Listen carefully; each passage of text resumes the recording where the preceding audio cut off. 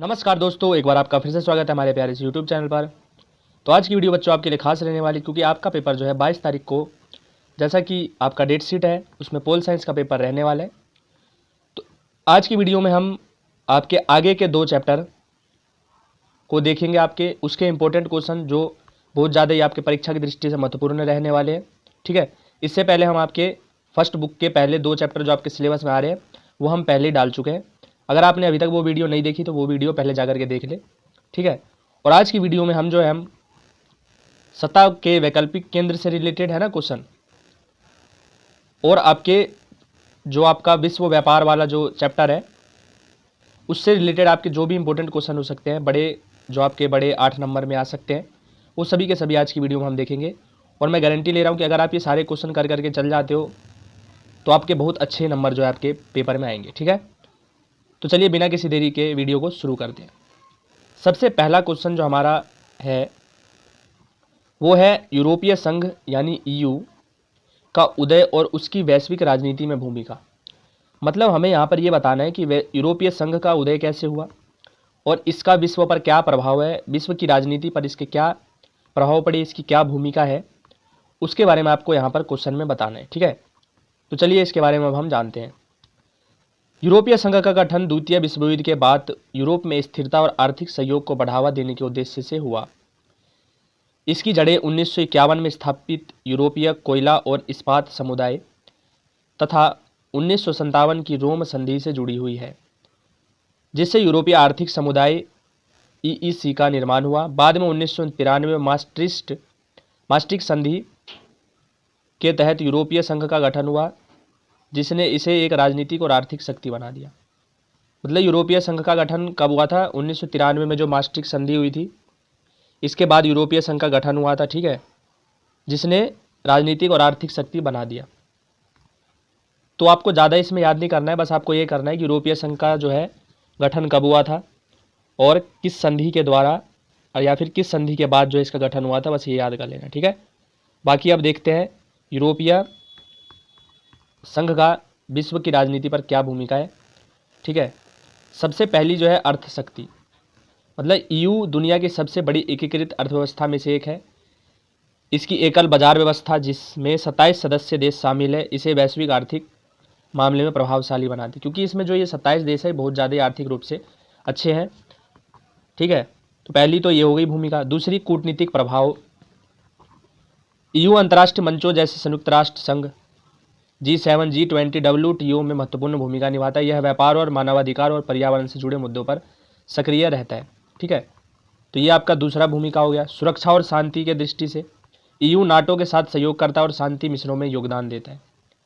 उसके बाद ब्रेक्सिट का प्रभाव। ब्रिटेन के ईयू से बाहर निकलने ने इसकी राजनीतिक संतुलन को प्रभावित किया, लेकिन संघ ने अपनी एकता बनाई रखी। अब ये नहीं कि मतलब ब्रिक्स जो है संयुक्त राष्ट्र ये यूरोपीय संघ से जो आपका एग्जिट हो गया था, ठीक है, उसी को हम ब्रेक्सिट कहते हैं। तो इसका प्रभाव ये हुआ कि इसमें राजनीतिक का संतुलन पर जो प्रभाव पड़ा, लेकिन इसमें क्या हुआ कि ये नहीं है कि ब्रिटेन के वजह से और कोई देश भी बाहर चला गया हो। ठीक है, तो ये चीज़ हो गया आपका। ठीक है, मतलब इनके में जो है बाकी देशों में संतुलन बहुत अच्छे से बना हुआ है। उसके बाद रूस यूक्रेन युद्ध और रणनीतिक स्वायत्तता। हाल के वर्षों में ईयू के रूस पर प्रतिबंध लगाए और ऊर्जा स्वतंत्रता के दिशा में कदम बढ़ाए, जिससे इसकी राजनीतिक भूमिका और बढ़ गई। अभी हम जानते हैं रूस और यूक्रेन के बीच में युद्ध चल रहा है। ठीक है, तो संयुक्त ये जो आपका यूरोपीय संघ है, इन्होंने क्या करा है, इस पर किस पर, रूस पर प्रतिबंध लगाया है। रूस पर प्रतिबंध लगाया जिससे ऊर्जा स्वतंत्रता की दिशा में कदम बढ़ाए और जिससे उनकी राजनीतिक भूमिका और बढ़ गई है। ठीक है, चलिए अब हम देखेंगे आसियान के उद्देश्य और उपलब्धियां। दूसरा क्वेश्चन है हमारा, आसियान के उद्देश्य क्या है और इसकी उपलब्धियां क्या क्या है। तो सबसे पहले देखते हैं कि आसियान की स्थापना 8 अगस्त 1967 में हुई थी। इसके 10 सदस्य देश हैं: Indonesia, Malaysia, Thailand, Singapore, Philippines, Brunei, Vietnam, Laos, Myanmar और कंबोडिया, ये इसके देश हैं। इसका मुख्य उद्देश्य दक्षिण पूर्वी एशिया देशों के बीच आर्थिक, राजनीतिक और सांस्कृतिक सहयोग को बढ़ावा देना है। ठीक है, तो सबसे पहले हम जानेंगे कि इसकी जो है स्थापना कब हुई। तो 8 अगस्त 1967 में, MCQ में भी आ सकता है। इसमें अभी कुल 10 देश हैं। ठीक है, और इसका उद्देश्य, इसकी स्थापना क्यों की गई, आर्थिक, राजनीतिक और सांस्कृतिक सहयोग को बढ़ाने के लिए। अब देखते हैं आसियान के मुख्य उद्देश्य, पहला है क्षेत्रीय शांति को स्थिरता, कि इसके अंदर जो भी देश हैं उनके बीच में विवादों को शांतिपूर्ण ढंग से समाधान करा जाए। आर्थिक सहयोग, जितने भी देश हैं वो आपस में क्या करें, व्यापार करें, है ना, और एक दूसरे का विकास करें। तीसरा है सांस्कृतिक और सामाजिक सहयोग, मतलब एक दूसरे के बीच में संस्कृति का आदान प्रदान करें, है ना। आसियान विभिन्न सदस्य देशों के बीच सांस्कृतिक संबंध मजबूत करता है, एक दूसरे की संस्कृति का आदर करता है। रणनीतिक साझेदारी, आसियान चीन, भारत, अमेरिका, जापान और ईयू जैसे वैश्विक शक्तियों के साथ रणनीतिक साझेदारी करता है। आसियान क्या करता है कि इनके साथ में बैठक करता है और इन देशों के साथ जो है अपनी साझेदारियों को निश्चित करता है, अपनी शक्तियों को बढ़ाने के लिए इनके साथ में क्या करता है, बैठक करता है। तो ये सब जो है इसके उद्देश्य आसियान क्यों स्थापित किया गया था। अब देखते हैं इसकी उपलब्धियाँ। आसियान आर्थिक समुदाय 2015 में स्थापित इस समुदाय का लक्ष्य सदस्य देशों के बीच एकीकृत आर्थिक नीति बनाना था।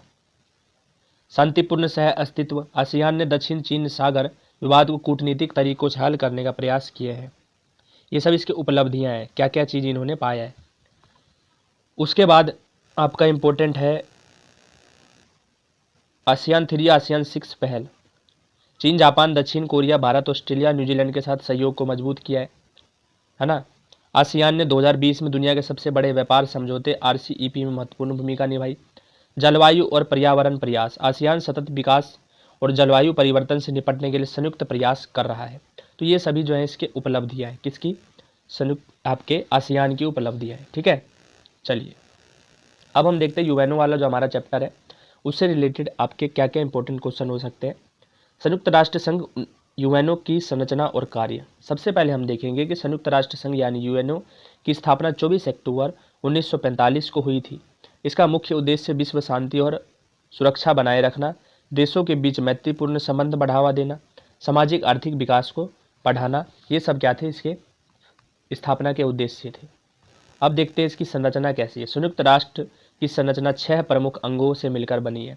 सबसे पहला है सुरक्षा परिषद। यह 15 सदस्य देशों का संगठन है जिसमें 5 स्थायी है और 10 अस्थायी है। इसका मुख्य कार्य अंतर्राष्ट्रीय शांति को सुरक्षा रखना होता है। स्थायी सदस्य आपके वो हैं जो अमेरिका, रूस, चीन और फ्रांस, ब्रिटेन से मिलकर के बने हैं। 10 अस्थायी सदस्य हैं और लेकिन इस अस्थायी सदस्यों में आपका भारत जो है सबसे महत्वपूर्ण है। ठीक है, दूसरा है आपका महासभा। इसमें संयुक्त राष्ट्र के सभी सदस्य देश होते हैं। यह वैश्विक चर्चाओं का मंच है जहां महत्वपूर्ण मुद्दों पर विचार विमर्श होता है। तीसरा है अंतर्राष्ट्रीय न्यायालय। इसका मुख्यालय हैग, नीदरलैंड में है और यह देशों के बीच कानूनी विवादों को निपटारा करता है। अर्थ सामाजिक परिषद, यह वैश्विक आर्थिक, सामाजिक और पर्यावरण मामलों पर काम करता है। ठीक है, संयुक्त राष्ट्र सचिवालय UN सेक्रेटरी, यह संयुक्त राष्ट्र के दैनिक प्रशासन के संभावना है। इसका प्रमुख महासचिव होता है। ठीक है, इसका काम क्या होता है, संयुक्त राष्ट्र के दैनिक प्रशासन को संभालना। कोई भी विवाद हुआ तो यहीं पर आकर पहले इसकी सुनवाई होती है और उसके ऊपर में कार्रवाई होती है। ठीक है, छठा है आपका न्याय परिषद। इसका कार्य विश्व के कुछ विशेष क्षेत्रों के प्रशासन को देखरेख करना था, लेकिन 1994 के बाद यह निष्क्रिय हो गया। इसे 1994 के बाद ख़त्म कर दिया गया। ठीक है, अब यूएनओ के मुख्य कार्य क्या क्या हैं हम जानते हैं। पहला है वैश्विक शांति और सुरक्षा बनाए रखना। दूसरा मानव अधिकार की रक्षा करना। तीसरा सतत विकास, जलवायु परिवर्तन से संबंधित मुद्दों पर काम करना। युद्धग्रस्त और पिछड़े क्षेत्रों में मानवीय सहायता प्रदान करना। अंतर्राष्ट्रीय कानूनों का पालन सुनिश्चित करना इसके मुख्य कार्य। ठीक है, अब देखते हैं हम विश्व व्यापार संगठन जिसे WTO कहा जाता है। इसकी स्थापना 1 जनवरी 1995 को हुई थी। इसका मुख्यालय जिनेवा, स्विट्जरलैंड में है। यह संगठन अंतर्राष्ट्रीय व्यापार को सुगम और निष्पक्ष बनाने के लिए कार्य करता है। स्थापना के उद्देश्य क्या है, वैश्विक व्यापार नियमों को निर्धारित करना, लागू करना, मुक्त, निष्पक्ष और पारदर्शी व्यापार को बढ़ावा देना, व्यापार विवादों का समाधान करना, सदस्य देशों के बीच व्यापार वार्ता को सुविधाजनक बनाना, विकासशील देशों को व्यापार में मदद करना। ये सब इसके स्थापना के उद्देश्य है। कार्य प्रणाली देखिए अब इसका प्रकार से कार्य करता है। सबसे पहला है व्यापार वार्ता। सदस्य देशों से जुड़े नियमों पर सहमति बनाने के लिए चर्चा करता है। व्यापार विवाद समाधान, जब किसी देश को लगता है कि कोई अन्य देश व्यापार समझौते का उल्लंघन कर रहा है, WTO निष्पक्ष समाधान प्रदान करता है। मूल्यांकन और निगरानी, WTO यह भी सुनिश्चित करता है कि देश सदस्य सदस्य देश व्यापार नीतियों का सही तरीके से पालन कर रहे हैं या नहीं।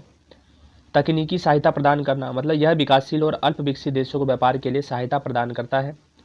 व्यापार सुविधा, ट्रेड फैसिलिटेशन, ठीक है, यह आयात निर्यात प्रक्रियाओं को सरल पारदर्शी बनाने के लिए कार्य करता है। तो ये सब जो है इसके कार्य हैं, ठीक है। बाकी अगर आपकी अभी भी इन सब चैप्टरों से रिलेटेड कोई भी समस्या हो तो अभी आप हमें कमेंट में बता सकते हैं, ठीक है। हम उसका समाधान करने की ज़रूर कोशिश करेंगे। और अगर आप ये शुरू से लास्ट तक वीडियो देखे होंगे तो मैं गारंटी ले रहा हूँ कि ये क्वेश्चन आपको परीक्षा में ज़रूर देखने को मिल सकता है। बाकी इसी प्रकार से हम आपके लिए जो है और 22 तारीख तक आपके साथ ऐसे ही जुड़े रहेंगे और आपके जो भी इम्पोर्टेंट क्वेश्चन हो सकते हैं आपके हर चैप्टर से, जो मोस्ट इम्पोर्टेंट है वो मैं आपको करवाऊँगा, ठीक है। इससे पहले भी मैं आपके 2 चैप्टर के वीडियो डाल चुका हूँ, ठीक है। अगर आपने वो नहीं देखी है तो आप वो जा कर के देख सकते हैं, जिसकी लिंक मैं आपको डिस्क्रिप्शन में दे दूँगा, ठीक है। तो चलिए वीडियो को यहीं पर समाप्त करते हैं, मिलेंगे अगले वीडियो में। धन्यवाद।